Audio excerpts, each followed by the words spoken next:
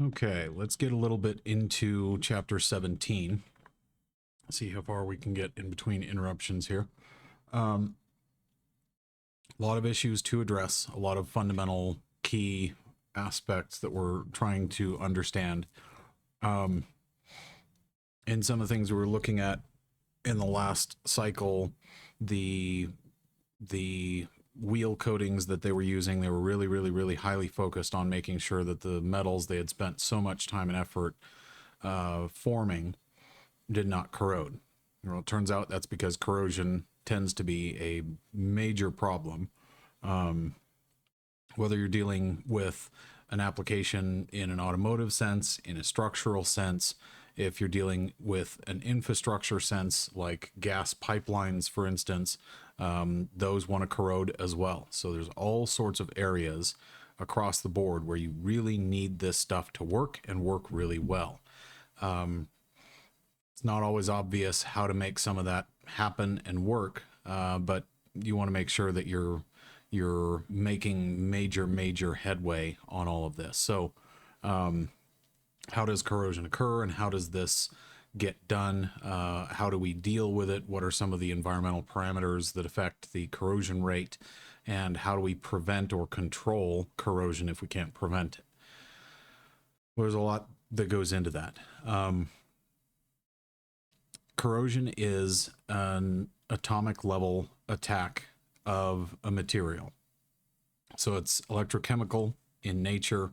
The rusting of automobiles and equipment that's exposed to the elements are sort of the low-hanging fruit examples of these. There's a lot of varieties of these and a lot of ways that these can work, and we want to pay attention to what the results of that are. In terms of the gross national product, there's something on the order of 4 to 5% of the gross national product is the approximate cost of corrosion every year. So and that was based on data from a report in 98. So in today's dollars, that's probably close to $1 trillion a year, since everything is like quintupled somehow based on the only 3% interest that people seem to somehow calculate that we've got.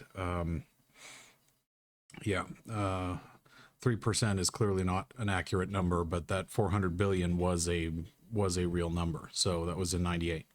That hasn't gotten cheaper over the course of time because we're better at controlling corrosion. That's gotten worse, I'm quite sure. So let's look at some of the electrochemistry involved. So you've probably seen examples of these.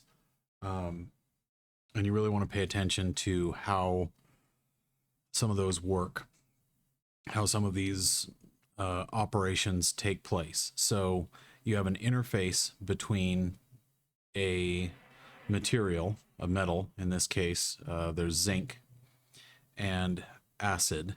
So the surface is in contact with the acidic solution.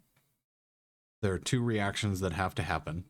So remember from chemistry, there's oxidation and reduction. So they're the two half reactions that complete this process. So the zinc gets ionized into zinc 2 plus and sheds 2 electrons. 2 hydrogens from that acid link up with those 2 electrons to become hydrogen gas.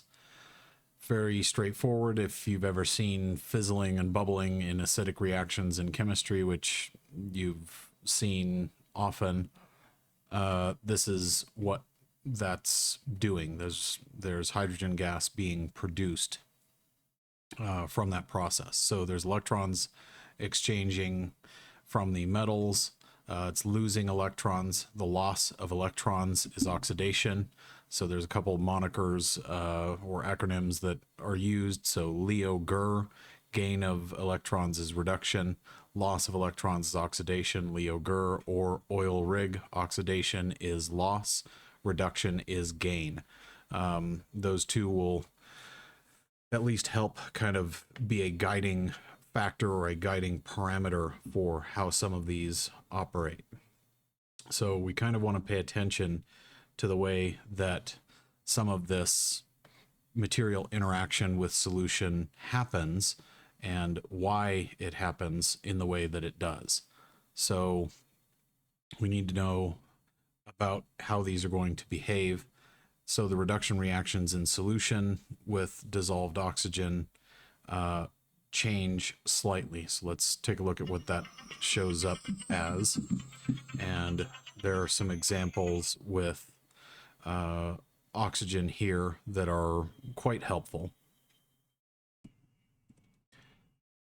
So what I mean by helpful is the oxygen aids in the conversion of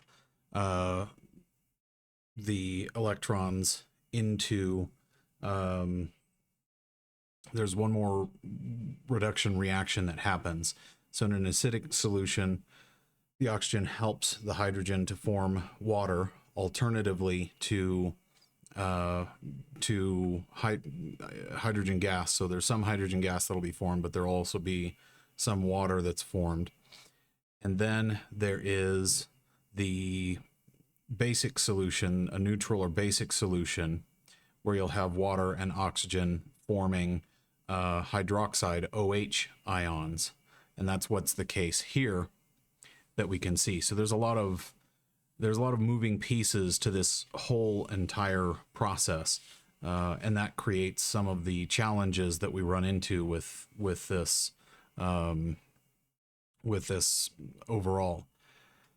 So we have a standard hydrogen electrode that we use, and it's a reference point for what we're actually covering. There is a 1 molar solution on one side. So this is a solution with the metal ions, so there's some charge. This is a generic diagram. There is hydrogen gas that's being evolved from a platinum electrode. The electrons are combining with hydrogen in the acidic solution rather than the basic solution in the metals case. So at 25C, you have a net flow of electrons to the platinum electrodes so that they can continue to react away the hydrogen ions and create more and more and more hydrogen gas from this process. So the metal is the anode, and the platinum is the cathode. And this means that the standard electrode potential is less than 0 relative to platinum. So the metal is going to give up ions to platinum. So that's the corrosion side. The electrodeposition side, which is used for mechanisms like electroplating, and maybe we'll look at some examples of those. The electrodeposition side is still a basic solution that the metal is in, an acidic solution that the platinum is in. The platinum then is going to have hydrogen gas be stripped of its electrons, releasing the hydrogen ions, creating a more acidic solution. Those electrons are going to be flowing in the opposite direction. So now the metal is acting as the cathode, so it's receiving the electrons in this process. So the current flows the other way as the electrons seek to balance out the charges and the voltage at the metal. What's referred to as the standard electrode potential is greater than 0 relative to platinum. So platinum is used just as the standard, and hydrogen as the simplest example where we're not bringing in other side reactions and things. It's constrained to how many different reactions it can have. If we were to use some other organic acid or something like that, there's plenty of other gases that could evolve. There's CO2 that could be coming off and plenty of other side reactions.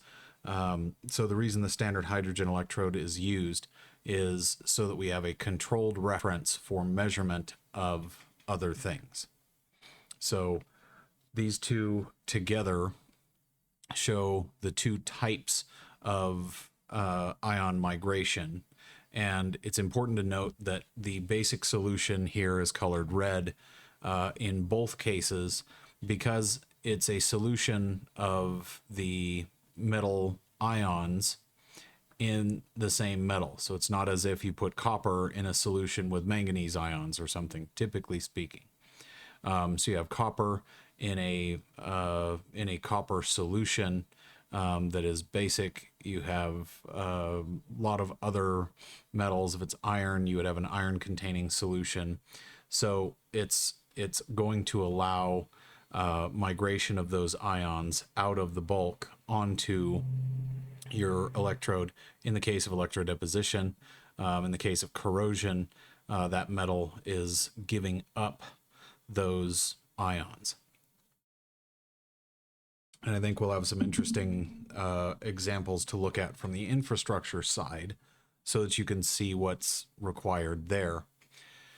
There's what's called a standard EMF series, EMF standing for electromotive force.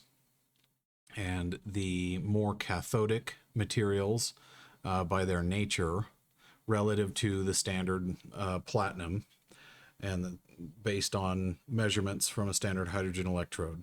This EMF series tells you that gold has the most cathodic side, so really great for receiving electrons. It's because it's a superconductor of electrons. It works really, really well. Potassium, magnesium, sodium down there at the bottom. If you were to take a bunch of salt, it's not really that great a conductor of electrons. They're more anodic, so they want to give away electrons is their behavior more so than these materials up in the top of this EMF series. So copper is a pretty good conductor, better than lead, tin, nickel, cobalt, cadmium, some of the other ones that are on here. Iron is significantly below those. So the reason we use copper wiring as opposed to something like aluminum, for instance, is there is aluminum wiring that is used. It is a decent conductor. It just has a higher potential to become oxidized and then change its EMF potential, where copper tends to be a little bit more stable over time. So we use copper wiring preferentially over some other options. So iron, chromium, zinc, aluminum, magnesium, sodium, potassium. These are all increasingly more anodic in their behaviors. So there are examples of metals where the smaller the V naught, the smaller the default voltage, the smaller of the two, when you pair two different metals in a cell, one of them is going to have a tendency to corrode. So in the case of a nickel cadmium battery, so that's a common pairing, there's a difference of about 0.153 volts in electromotive force between the two. So the cadmium being lower in its reference voltage, or its reference electromotive potential, is going to be the one that corrodes. So the cadmium side corrodes, and the nickel side gets plated, or the nickel side grows from the nickel solution. The cadmium becomes a more concentrated cadmium solution until it reaches a point where there's a balance in charges, and then you have a zero voltage condition. So a zero net difference because all of the ions have plated the nickel, causing resistance. So it's depleted the solution of nickel ions, and there's not enough left to really continue carrying much charge. That's when that example of a battery stops working. So especially something like an alkaline battery, this is what they're referring to, is something like a nickel cadmium battery. There's also nickel metal hydrides. There's many different types of battery chemistries. Nickel cadmium being still a fairly common one and an easy one to understand.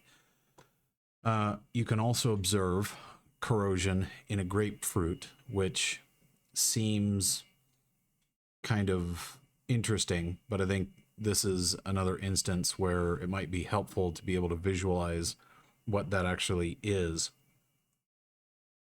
Because sometimes it's just fine to have a visual representation, but it's not always straightforward to figure out what these look like in practice.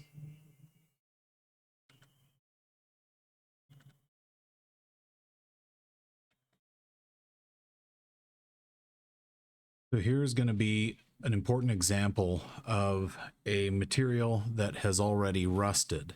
So what has already happened is the material has already had the oxidation happen. So oxidation is the loss of electrons. So the electrons are being stripped, right? We saw in our example here. So the electrons are being stripped away from the material. This is the corroded side. This is the corroded metal. The already corroded metal state. When you introduce the acidic solution and force things into the reverse side, you're essentially doing this, and you're reintroducing. So you're essentially reversing what's happening on this. And this is what it looks like. So you start with a very corroded surface. They do terrible things to a large amount of citrus fruit. Then they decide doing this by hand is dumb. They use some power tools. And they submerge for a long time, 48 hours.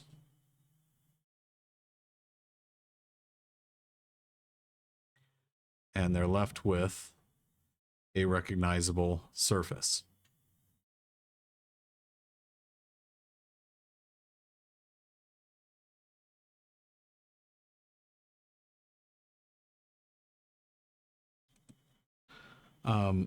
Then you apply some other sort of oil to stop continued oxidation, and you scrub off the excess.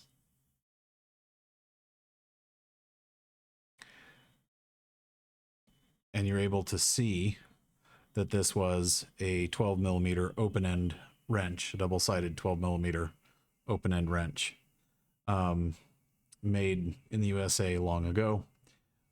So you can then see a lot better detail. So it doesn't recover the surface perfectly, but it does allow for, because of the citric acid that's present, that happens to be very good at rust removal for a couple of reasons. There are several examples of that out there.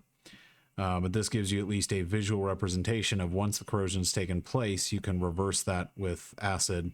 The same sort of thing happens with battery terminals. When you pour an acidic drink like a Coca-Cola on them, it tends to dissolve the corrosion around the terminal, leaving mostly bare metal behind. You then need to do just like they did. And because of the oxidized surface, come back behind and coat it with some oil or corrosion preventative coating in order to keep it from corroding and in order to keep from having additional issues with the material. So that's what is meant by corrosion facilitated by something like a grapefruit or other citrus. It gives you a range of acid and the presence of enough electrolytes to facilitate migration of the electrons. So you have a reduction side and you have an oxidation side, and that takes your 2 hydrogens, 2 electrons, forms hydrogen gas. You have the oxygen and the 4 hydrogens with 4 electrons becoming H2O. So 2 reduction reactions, 1 oxidation, zinc being ionized to release 2 electrons. And this zinc copper combo allows for a reasonable range of behaviors from or allows for a range of behaviors, a range of corrosion behavior from this sample. So the zinc and 2 electrons sort of compound this. And we'll look at some other examples of these. The solution concentration and temperature also play a large role in these as well. Adams, I'm here in my cave with a tooltip that is a, well, it's a tool, but it's a material tooltip. I've been working with steel for most of the time. I have been a maker. I have been a welder since 1990. And when you work with steel, you have to deal with rust. Rust is just a thing that happens. It happens in major ways, it happens in minor ways. And getting rid of rust has always been a thing that I have done in various ways, either WD-40 or steel wool. And I just discovered this new product. And it came about, well, here's what this whole tip is about this stuff. Evapo Rust Super Safe Rust Remover. I discovered this stuff while obsessing and going down the rabbit hole of watching YouTube tool restoration videos. And this is like the bread and butter of those videos. So you're always seeing them soak a bunch of rusty parts in this stuff overnight and then pulling them out, and they look fantastic. I bought a gallon of this, and it worked gangbusters. It's hard for me to sing the praises of this enough. It's not like it's a miracle fluid, but it is reusable. So I've got it in a bin, and I've regularly put parts in that bin over the last couple of months, and they keep coming out the next morning like looking fantastic. So I thought I would do a demo for you of 2 different use cases, one kind of normal, one extreme, to see what I'm talking about. There are plenty of rust removers on the market. There are not a lot that are completely environmentally friendly and also safe to be in contact with your skin. My parts washer, I don't mind touching the parts washer fluid, but it definitely dries out your skin, and it says on the bottle, you know, don't have constant contact. This does not. It is non-toxic, biodegradable, safe on the skin and eyes. I'm not testing that, and reusable. I dig this stuff. So, yeah, the reusable is a really amazing thing. Here what I've got are 2 pieces that I am going to soak overnight in the Evapo Rust. One is the steel barrel of Norm's Temenosuke blaster, the Blade Runner blaster. This has been sitting out, and as you can see, it's got a little rust pattern on it. Now, like I said, in the past I might have done this with steel wool and WD-40, but what if you've got a finish that you want to maintain? What if you don't want a steel wool finish on your steel? That's where this comes in. It is literally like a touchless rust remover, which I really dig. And then I went upstairs and found this monstrosity. I thought, let's just see what it can do. So we're going to soak both of these completely immersed in the Evapo Rust overnight. And tomorrow morning, or for you, 30 seconds from now, we're going to see how we did.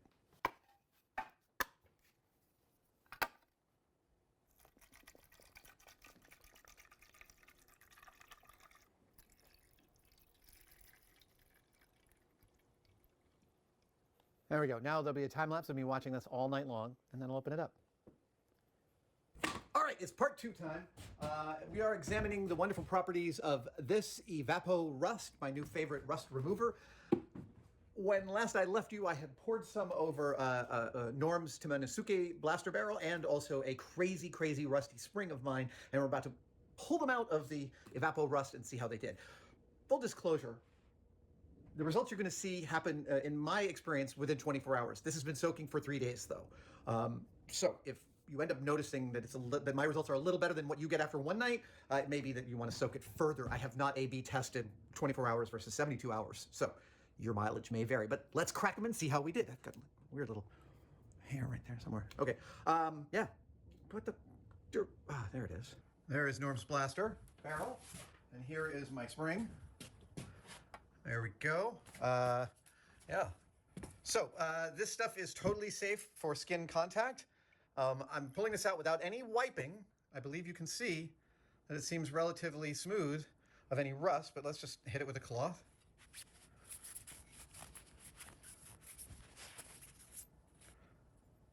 Oh, it's been sitting on its base. I probably should have pulled it after 24 hours. Sorry, Norm. But here we go. Yeah, I know that's a little bit unfortunate, but it's literally the bottom of the barrel. Is it the bottom of the barrel? Wait. Yeah, that's the bottom of the barrel. Yeah, I had it sitting on its left side.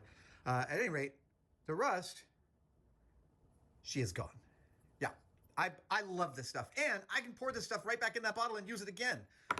Here is the spring. Here, this was the tougher use case. Let's see how we did. This was caked in rust. All right, let's wipe this off.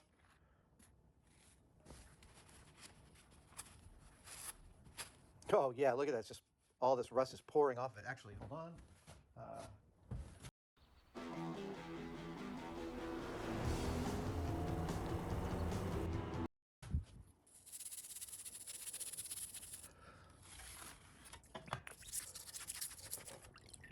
Yeah, so this is the final step for rust that is this intense.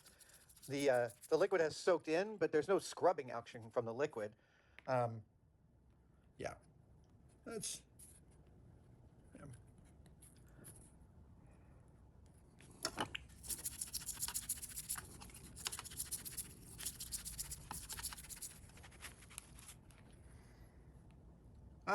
You know, it's not perfect, but it's fantastic. I love this thing for restoring old tools. This stuff is totally fantastic. I'm super happy with it, and I love that it's both reusable and that it doesn't damage my delicate hands. Thank you guys for joining me for this tool tip. By all means, share pictures of the things you clean of rust in the comments. I am as obsessed as you are with watching people restore old crap on YouTube. It is just an endlessly delightful genre, and I'm glad to contribute to it if that's in fact what this tool tip does. I will see you guys next time. Stay safe.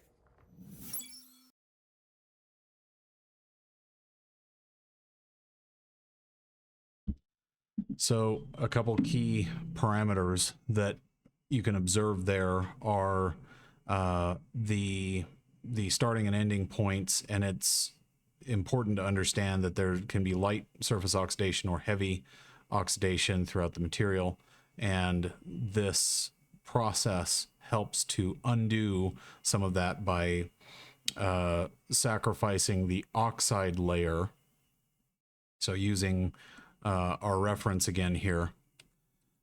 So sacrificing the oxide layer itself. So it's kind of a corroding the corroded metal to uncorrode the corroded metal situation. It's a thing that makes more sense as you study the chemistry farther, but it's will only get you so far in the process. So to come back to where we are here, the effects of temperature vary this. So a cadmium nickel cell, typically called a NiCad or nickel cadmium battery, with standard 1 molar solutions, the difference between the potentials for the nickel and the cadmium is about 0.153 volts. So the cadmium in the cadmium solution, nickel in the nickel solution, as the electrons are stripped and the nickel gets plated from the solution. With non-standard solutions, so you have different concentrations, X and Y, there's a reduced voltage here. There's a reduced voltage difference or a reduced potential difference between them, because the difference between them is now scaled relative to a correction factor that factors in the ratio of the two molarities times RT over NF, F being Faraday's constant of 96,500 coulombs per mole. So having to do with the charged state of atoms. N is the number of electrons per unit oxidation reduction reaction, in this case 2 for each of these. So by reducing, this reduces by increasing, so larger number in X, decreasing Y, decreasing the amount of plating that happens, or by increasing temperature. So at a higher temperature, there's actually a smaller voltage difference. But when the batteries are too cold and the temperature is too low, this also can create some other kinds of issues because the overall kinetic energy and the current output of the battery is less. So there's a balancing act to be had there for a lot of reasons. So batteries operate best at an operating temperature, not at elevated temperatures. At elevated temperatures, they degrade performance pretty aggressively. So there's also a thing called the galvanic series, and the more inert materials, gold, graphite, platinum, are at the top. The more active materials, magnesium, zinc, the reason we have zinc coated all the things, galvanized material is named for the zinc coating because it's highly active and toward the bottom end of that spectrum. So magnesium, zinc, cadmium, aluminum, iron, and steel, all of these are commonly used materials, but they're very active in terms of anodic reactions. So they have a tendency to be corroded, and that's the more corroded materials go toward the bottom. So again, that magnesium, very high likelihood of corrosion to be happening on those materials. Whereas tin is a little bit less so, so is lead. Copper becomes a little more inert behaving. Passivated nickel versus active nickel are different. Passivated stainless, like they use in biomedical applications, those are helpful. 316 stainless, so a lot of those are much more inert. So silver, titanium, graphite, gold, and platinum. Titanium is relatively non-reactive with most things. It's actually quite a neat principle. So there's a lot of different behaviors. So this is ranking the reactivity of metal alloys in seawater. Well, why would that make a difference in seawater? Let me take a look and find you a quick example. I told you we would bring in some infrastructure examples. These are some really particularly useful ones. There's a bridge in Florida that this is going to cover. There's a couple other really important aspects that are going to make use and reference to the galvanic series and some of the corrosion, some of the kinds of coatings and things that have been done in order to, in some cases, almost prevent the rust and oxidation from happening and provide infrastructure that lasts much longer than perhaps the useful design life needs to be. Howard Franklin Bridge that carries roughly 180,000 vehicles per day across Old Tampa Bay between St. Petersburg and Tampa, Florida. A replacement for the bridge is currently under construction, but the Florida Department of Transportation almost had to replace it decades earlier. The bridge first opened for traffic in 1960, but by the mid-1980s, it was already experiencing severe corrosion to the steel reinforcement within the concrete members. After less than 30 years of service, FDOT was preparing to replace the bridge, an extremely expensive and disruptive endeavor. But before embarking on a replacement project, they decided to spend a little bit of money on a test, a provisional retrofit to try and slow down the corrosion of steel reinforcement within the bridge's substructure. Over the next 2 decades, FDOT embarked on around 15 separate corrosion protection projects on the bridge, and it worked. The Howard Franklin Bridge lasted more than 60 years in the harsh coastal environment before needing to be replaced, kept in working condition for a tiny fraction of the cost of replacing it in the 1980s. The way that bridge in Tampa was protected involves a curiously simple technique, and I've built a ridiculous machine in my garage so we can have a corrosion protection shootout and see how it measures up. I'm Grady, and this is Practical Engineering. In today's episode, we're talking about cathodic protection for corrosion control.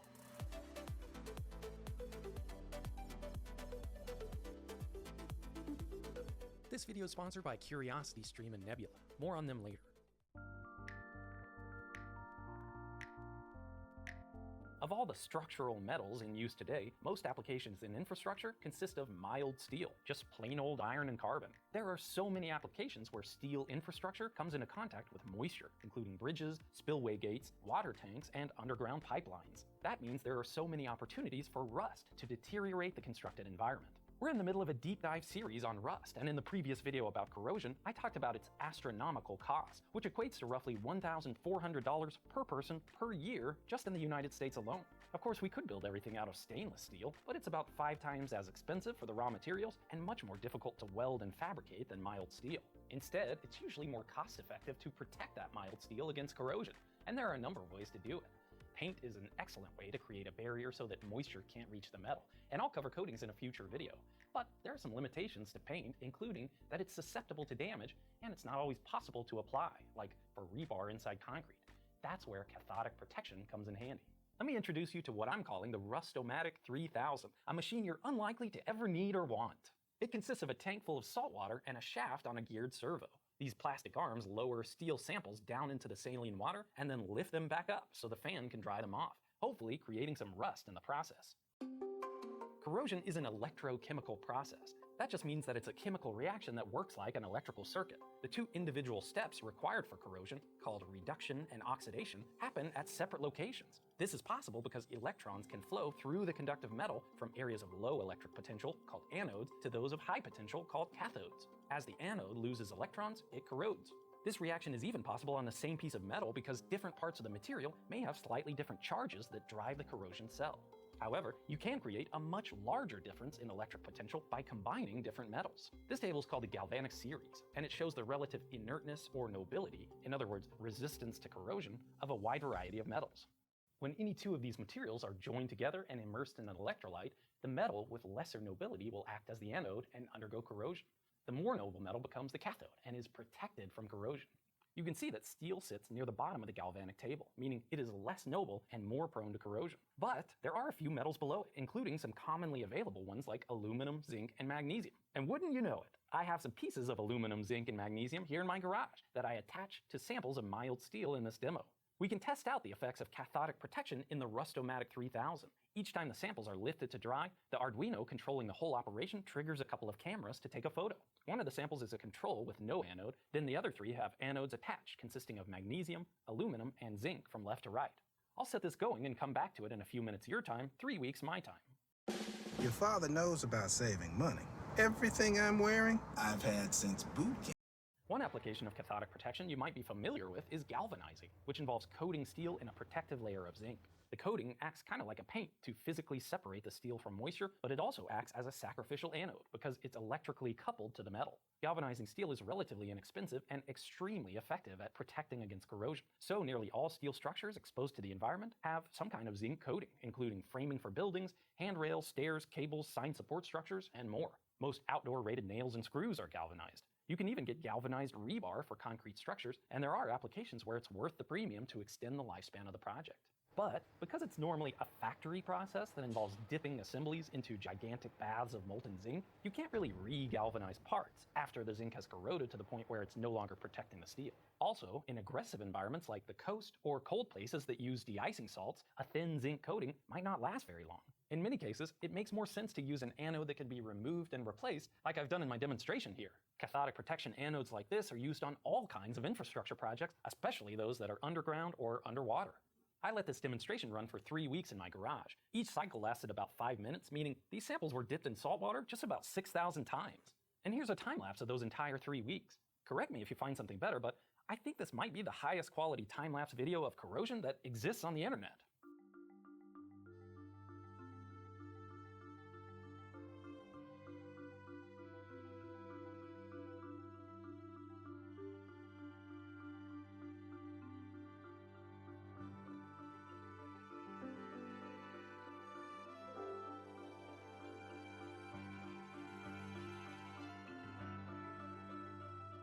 It's actually really pretty, but if you're the owner of a bridge or pipeline that looks like the sample on the left, you're going to be feeling pretty nervous. You can see that the unprotected steel rusts far faster than the other 3, and the rust attacks the sample much more deeply. The sample with the magnesium looks like it was most protected from corrosion, but watch the anode. It's nearly gone after just those 3 weeks, and that makes sense. It's the least noble metal on the galvanic series by a long shot. The samples with aluminum and zinc anodes do experience some surface corrosion, but it's significantly less than the control. In fact, this is exactly how the lifespan of the Howard Franklin Bridge in Tampa was extended for so long. Zinc was applied around the outside of concrete girders and in jackets around the foundation piles, then coupled to the reinforcing steel within the concrete so it would act as a sacrificial anode, significantly slowing down the corrosion of the vital structural components. Here's a close-up of each sample after I took them down from the Rust-O-Matic 3000, and you can really see how dramatic the difference is. The pockets of rust on the unprotected steel are so thick compared to the minor surface corrosion experienced by the samples with magnesium, aluminum, and zinc anodes. The anodes went through some pretty drastic changes themselves. After scraping off the oxides, the zinc anode is nearly intact, and you can even see some of the original text cast into the metal. The aluminum anode corroded pretty significantly, but there's still a lot of metal left. On the other hand, there's hardly anything left of the magnesium anode after only 3 weeks. And here's a look at the metal after I wire brushed all the rust off each sample. The difference in roughness is hard to show on camera, but it was very dramatic to the touch. There's no question that the samples with cathodic protection lost much less material to corrosion over the duration of the experiment.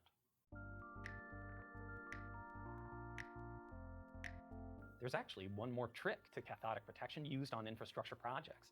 Rather than rely on the natural difference in potential between different materials, we can introduce our own electric current to force electrons to flow in the correct direction and ensure that the vulnerable steel acts as the cathode in the corrosion cell. This process is called impressed current cathodic protection. In many places, pipelines are legally required to be equipped with impressed current cathodic protection systems to reduce the chance of leaks, which can create huge environmental costs. The potential between the pipe and soil is usually only a few volts, around that of a typical AA battery, but the current flow can be in the tens or hundreds of amps. If you look along the right-of-way for a buried pipeline, especially at road crossings, you can often see the equipment panels that hold rectifiers and test stations for the underground cathodic protection system. The Howard Franklin Bridge also had some impressed current systems in addition to the passive protection to further extend its life, proving a valuable lesson we learn over and over again. The maintenance and rehabilitation of existing facilities is almost always less costly, uses fewer resources, and is less environmentally disruptive than replacing them. You don't need a civil engineer to tell you that an ounce of prevention is worth a pound of cure, or whatever the metric equivalent of that is. It's true for human health, and it's true for infrastructure. Making a structure last as long as possible before it needs to be replaced isn't just good stewardship of resources, it's a way to keep the public safe and prevent environmental disasters too. Corrosion is one of the #1 ways that infrastructure deteriorates over time, so cathodic protection systems are an essential tool for keeping the constructed environment safe and sound. There's one more video in this series on corrosion, and spoiler alert, it also includes a demonstration using the Rust-O-Matic 3000. If you want to catch it as soon as possible, you should know that my videos go live on Nebula before they're released here on YouTube. Nebula is an ad-free streaming service built by and for independent creators like This at least gives us a useful reference point for why this galvanic series matters. So by taking something like magnesium or zinc and using that as the thing to corrode, because it is fundamentally more active, as is the aluminum. So all three of the things he picked are more likely to corrode, more apt to corrode than iron, magnesium being the most active on that list.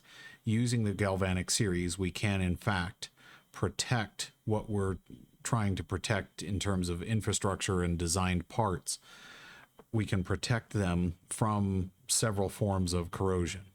So stress corrosion, we've talked a lot about the cracked tip that forms when you add in chemical corrosion to this process. Either the cracked tip from the beginnings of fatigue of the material, from cyclic loading, from whatever the case may be. This can help enhance and accelerate corrosion. So corrosion at a cracked tip when tensile stress is present. Erosion corrosion is another variety. So it can be, there's a couple varieties of this. So the galvanic corrosion is important. The erosion corrosion is a combined chemical attack and mechanical wear. So things like pipe elbows. The erosion corrosion is really key for things like gas pipelines. You saw the examples there where these materials are included so that you can have cathodic protection of the infrastructure there, because you don't want things like gas pipelines corroding through. That turns out to be very, very, very bad, especially toward the winter when the gas pipeline loads maximize, you want to make sure that those are safe. A whole bunch of reasons behind that. Something about blowing up people being bad for PR or something like that. Pitting, that corrosion example you've seen in many circumstances today, including the wrench and some of the other materials, the controlled corrosion example there. Pitting allows for downward propagation, so deeper into the material, of small pits and holes. Usually they start as surface imperfections. They maintain some small amount of water in a droplet form or something of that variety. And what that does is, over the course of time, creates the conditions for that shifting and changing. So there's a lot that goes into this process, but pitting is a very, very, very common form of corrosion. So the crevice is a narrow or confined space. So something like rivet holes on a surface. Anytime you have a narrow or confined space, like the space between a rivet head and the hole that it's put into, that space in that head can trap water, and especially because the materials are likely to be different, even if you're using an aluminum rivet on aluminum, the grades of aluminum may be slightly different. They may have different precipitates in them. The alloys might be slightly different, such that water in that space can create the conditions for corrosion. Even in the case of using a steel rivet in an aluminum panel, the steel and aluminum there create a galvanic pair. There's a difference in the electrical potential, and that is what happens here. So the dissimilar metals are physically joined in the presence of an electrolyte, i.e. rainwater or something, on an exterior surface. And the more anodic metal corrodes. So whatever is lower in that galvanic series, the more anodic it is, that's what corrodes, and the other material survives. So it's a game of which material can be sacrificed most easily. Well, it's dependent on entirely where it lands within that galvanic series. So there's also intergranular, which is corrosion along the grain boundaries, and that's often where there are precipitates.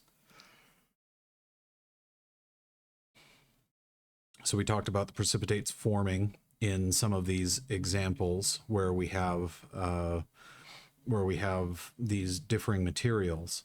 That creates the circumstances for making these intergranular attack zones, and as those at the grain boundaries, those are chemically the most vulnerable because they aren't in the middle of a dense grain structure. They're simply out by themselves, unshielded by the other atoms. So that intergranular creates a lot of opportunities, and it's part of the reason why things like pitting corrosion is so easy for materials to continue. There can also be selective leaching. So the idea that there's a preferred corrosion of one element or constituent, like zinc from brass. So brass being an alloy between copper and zinc, the zinc leaches out, meaning in the solution that surrounds the part or comes in contact with the part, that slowly extracts some of the elements or constituents from a metal. Or there can be a uniform attack where oxidation and reduction occur uniformly over the surface. This can be the case if somebody has done something like an acid treatment of a structural steel. There are certain structural steels that rust intentionally the way that they work. and this creates the conditions for essentially corroding the metal first so that further corrosion doesn't happen, further weakening the material, so that surface oxide makes the further corrosion much more difficult, which is a little bit different than the aggressive corrosion of materials. So the form of protecting a metal by corroding the surface intentionally is sort of a more recent trick in history to see if we can better control the reaction of these materials in the environments that they're going to be in.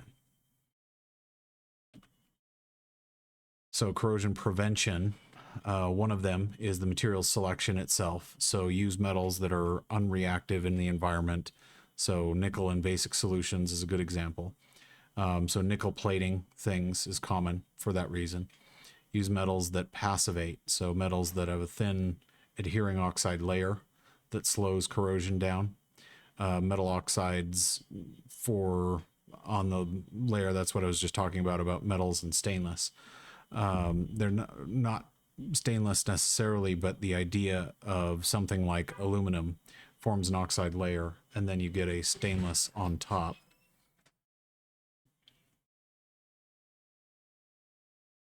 Of interruptions, we're trying to do what we can here.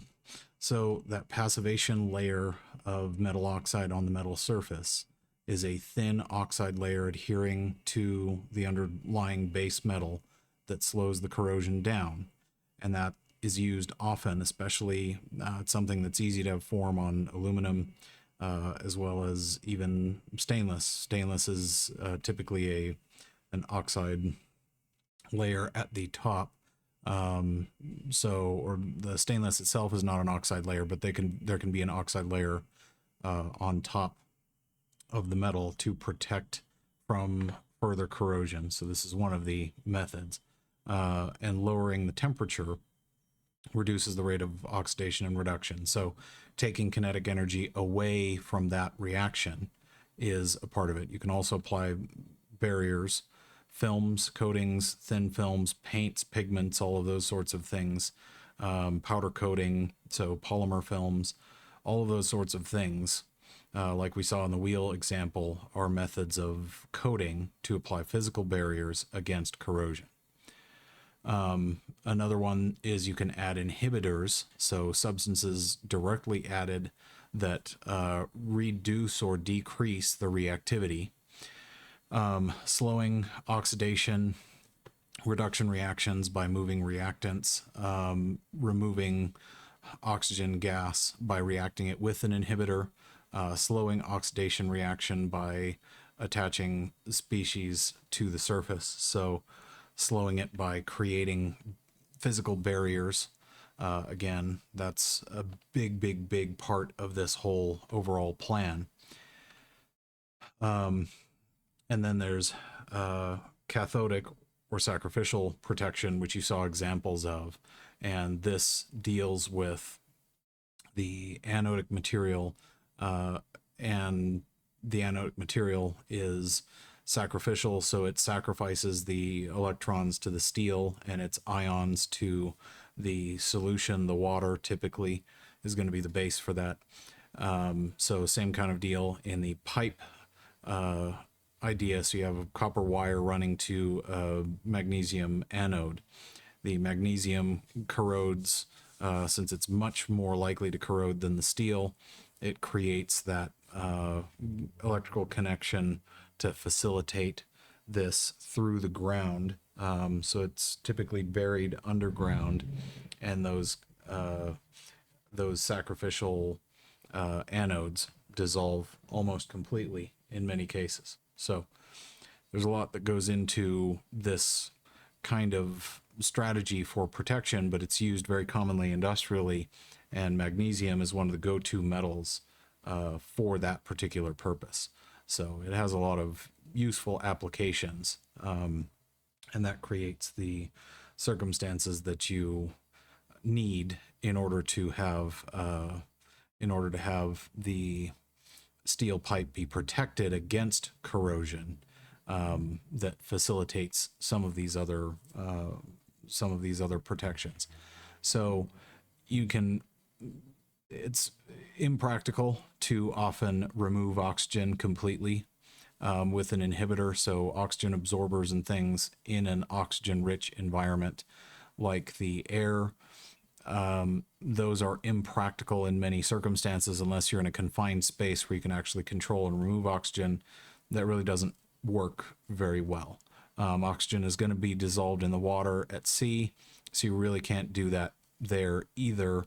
And practically speaking, coatings only get you so far. So they use a combination of coatings and cathodic protection in order to protect vessels at sea, especially because that's just the most effective mechanism of protecting and controlling the rates of corrosion for these materials.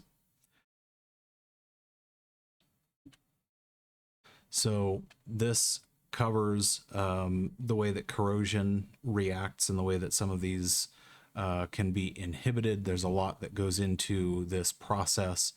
There's a lot that can create some of the challenges.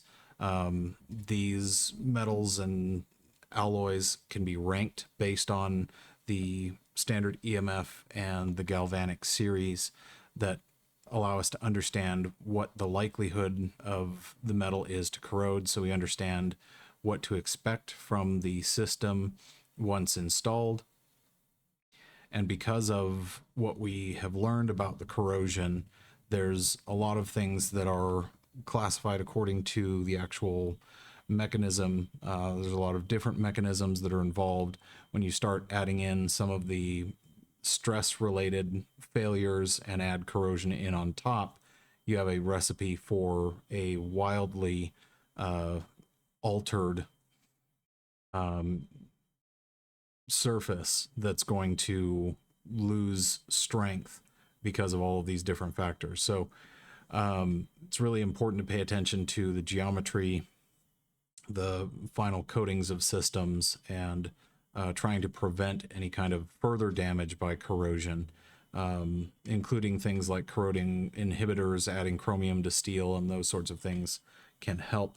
But applying the physical barriers, coatings, and then using cathodic protection as a primary mechanism really, really helps quite a bit. So that will wrap us for chapter 17. So we were able to make some pretty good progress on that one. There's a lot of depth that we could go further into corrosion, but this at least gives you some of the key highlights. So we'll do some review and pulling together all of these different mechanisms and talk more about the failure mechanisms and defect propagations that are going to be tested and evaluated more heavily in the coming exam.